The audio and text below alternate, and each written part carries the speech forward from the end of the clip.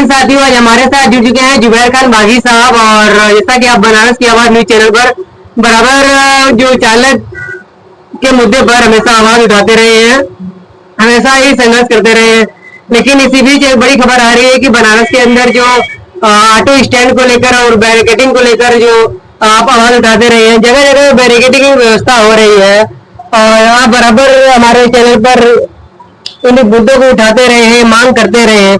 लेकिन अब क्या जिस तरह से बैरिकेडिंग की व्यवस्था हो रही है, क्या स्टैंड की व्यवस्था होनी चाहिए? नहीं, स्टैंड की यहाँ जरूरत है ही नहीं है। यहाँ जो लेन बन रही है उसी की जरूरत है। जो नगर निगम टेंडर जारी करके कहता है 4 घंटे का 10 रुपया, 12 घंटे का 15 रुपया, 24 घंटे, उसकी जरूरत है ही नहीं। क्योंकि सब लोकल चलाने वाले हमारे चालक हैं, उनको 4 घंटा खड़ा होना होगा तो वो घर पे खड़े होंगे, वो किसी पार्किंग में खड़े होने नहीं जाएंगे।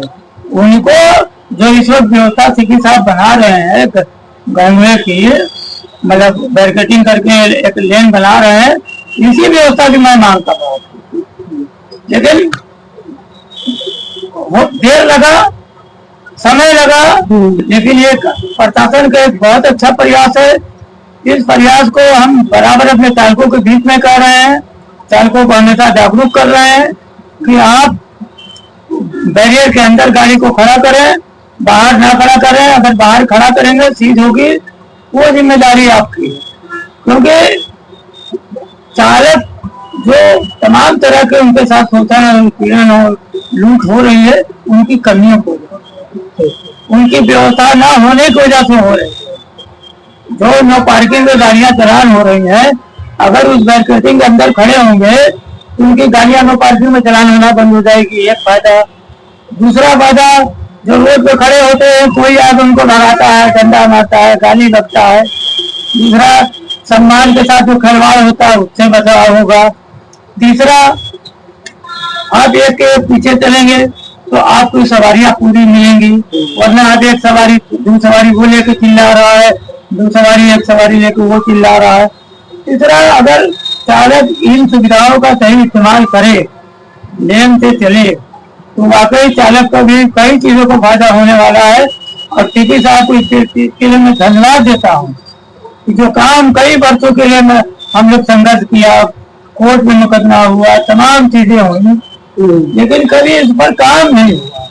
पहली बार कोई ऐसा अधिकारी आया है जो चालकों की एक बेहतर व्यवस्था के लिए काम कर रहा है, मैं इसको धन्यवाद देता हूँ। लेकिन मैगाजिन को लेकर देखा जाए तो मैगाजिन को कोई गाड़ी जो है अक्सर जो है ई रिक्शा चालकों को भगाया जाता है, वहाँ पे सवारी बैठाने नहीं दिया जाता है। और जहाँ वन लेन है, एक लेन है, वहाँ पे क्या बोलते हैं, कभी ऑटो खड़ा हो जाता है तो कभी टोटो वहाँ पर आ जाता है, ऑटो वालों को भी मारा जाता है, टोटो वालों को भी ढूंढा जाता है। दिक्कत वही है जो पूरे बनारस की दिक्कत है, वहाँ भी कोई व्यवस्था सुचारू रूप से बनी नहीं। जहाँ जहाँ बन गई वहाँ व्यवस्थाएं, दिक्कतें लमसम समाप्ति की ओर जा रही है। लेकिन इतना बड़ा बनारस है, धीरे धीरे आप स्टेटों की व्यवस्था बनाएंगे सीपी साहब, और मुझे उम्मीद है बहुत जल्द है मैदान पर भी एक अच्छी व्यवस्था सीपी साहब के दिशा निर्देश से बनेगा। और जो समस्याएं आ रही है, मेरे पास भी चालकों का फोन आ रहा है, लेकिन अब हम लोग इस पर प्रयास भी कर रहे हैं। क्षेत्रीय सीआई से भी बात इस पर किया गया, उनका भी जो जवाब था संतोषजनक है, उन्होंने भी सारी परिस्थितियों को बताया। तो धीरे धीरे चीजों में सुधार होगा। अब इतनी दिनों की समस्या है, आप चाह रहे हैं कि 2, 4, 10 दिन 15 दिन में खत्म हो जाए, तो ये संभव नहीं है।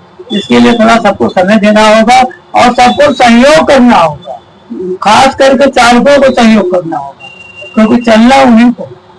ठीक ठीक, बहुत अच्छा लगा बात करके। हम बात कर रहे थे जुबैर खान बागी साहब से, और इस तरह से आप समस्या को उठाते रहे और अब समाधान हो रहा है, तो बहुत अच्छी बात है। आपने प्रशासन की भी तारीफ की और आप बराबर ऐसे ही चालक के हित में बात करते रहेंगे। बनारस के बाद नीचे बने रहे। मिलते हैं अगले।